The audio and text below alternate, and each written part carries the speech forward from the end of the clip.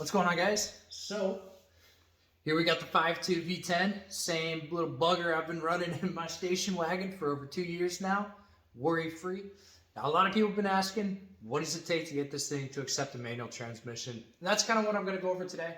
The parts necessary and basically what you need to do to the rear timing cover specifically so that you can bolt up either a 01E, 083, 016 transmission, and row some gears instead of just sitting there with a little slush box, 6-speed, just whap, whap. Nah, no one likes that. It's all whap, da, da. That's what the people like, and that's what we're gonna do today. Alrighty, so you got your 5.2 V10 out of the car, presumably at this point. You've taken off the 6 HP transmission. You've taken off your flex plate using 10 bolts. What you're going to want to do next at this point is definitely get the intake manifold off, because there's an oil filter housing that sits right here on top of this rear timing cover, and there's two T30 bolts that you got to get inside the intake valley, or I guess the valley of the engine block, whatever. So those are going to come out. There's a coolant crossover tube that connects both heads. That's got to come off with two T30 bolts on either side. And then at that point, you can take off these two rear timing covers, exposing the timing chain and timing gears and all that system that drives the camshafts. So we got all that stuff done. What's next? Basically, at that point, we can go ahead and unbolt this. All right, so I took the liberty of disassembling everything and loosening up all the bolts on this rear timing cover that basically connect it to the engine. You have 3 T30 bolts on either side inside these covers, and then you have 4 T30 bolts up here that are exposed once you take off the oil filter housing. And then throughout this whole section, you got T30 bolts. You have some M8 as well as M10 bolts for the power steering pump. So we're gonna go ahead and take it off. Probably speed this up a little bit, but I've already loosened them with a ratchet. And yeah, we'll just kind of take them off.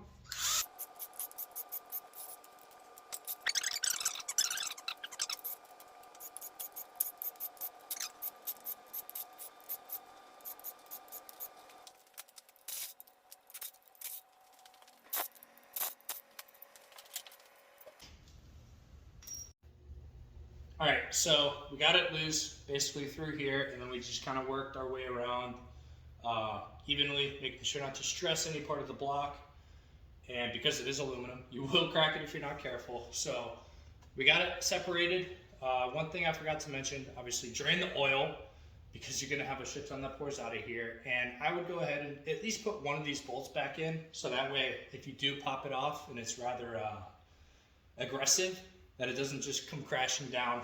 So not that we're gonna reuse it, but just take that bolt back out, and there we go.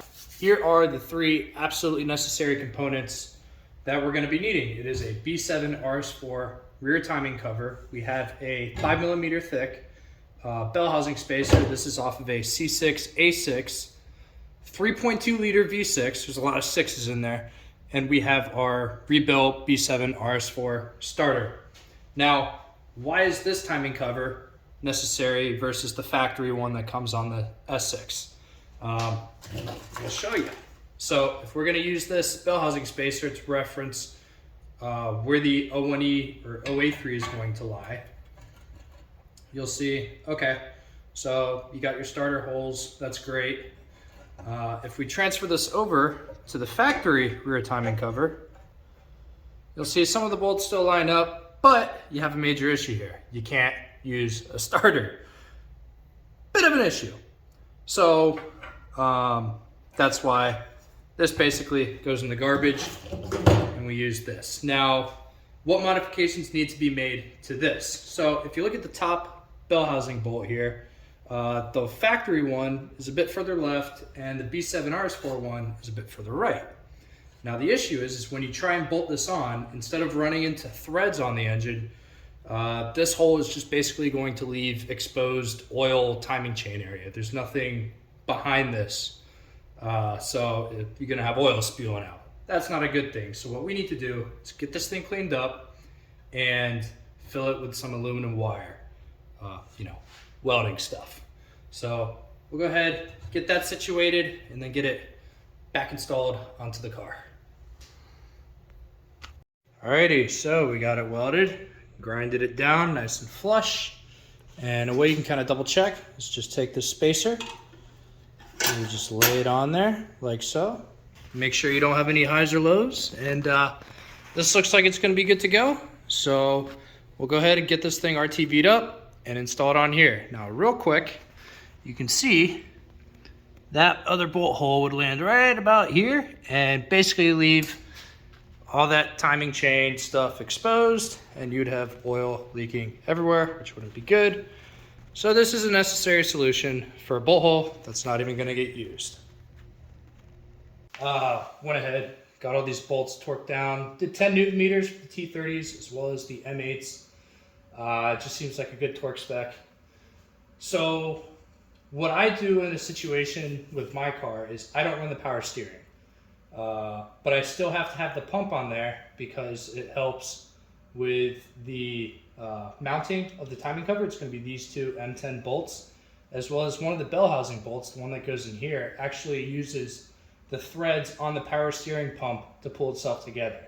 And when you're only running 5 bell housing bolts, you kind of want as much as you can get. So I keep the power steering on. Now all I do is, at this point, it's just these two M10 bolts that you take out, and there's a little keyed shaft in here that basically connects the rear timing chains to a shaft or a drive that's in the power steering pump. Just take that out, go ahead, and then you can put the power steering pump back on, and you'll be able to get your bell housing bolts in, and the rear timing cover right here will be bolted in, but this will never seize because it's not turning at that point. So just something to note, if you don't plan on using power steering like I do, that is going to be a necessity, because you definitely don't want this seizing up and then taking out the chains in the back of the head, or block rather.